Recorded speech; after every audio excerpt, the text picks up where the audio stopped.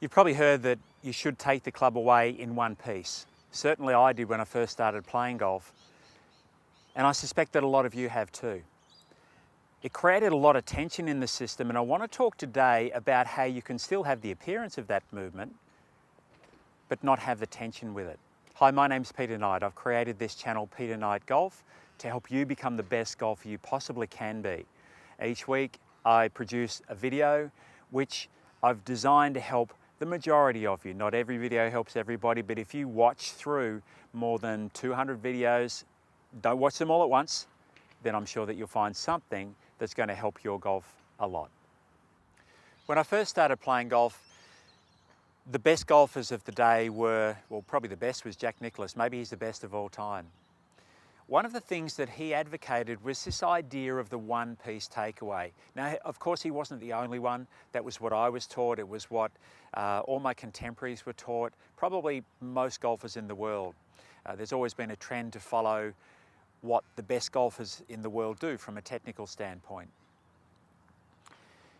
The trouble with that is that in trying to get everything, this is my interpretation of it at the time, is that if I'm getting my arms and my club and my body to all start moving together, what I did, and I think probably what you may be doing and what a lot of other players do, is you create so much tension in the system that the swing just tightens up. It probably restricts your action. It certainly messes with your rhythm.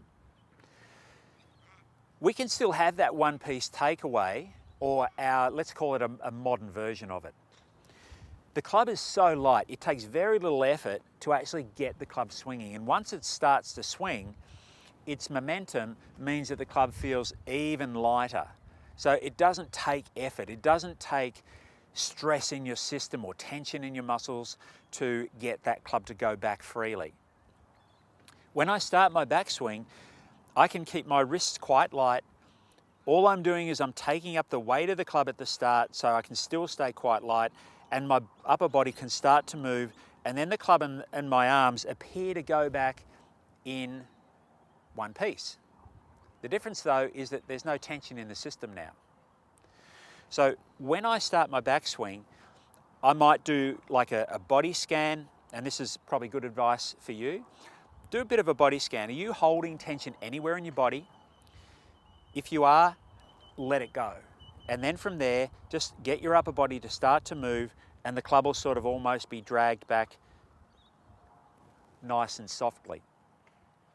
As it does go back, I'm not using my hands or my wrists.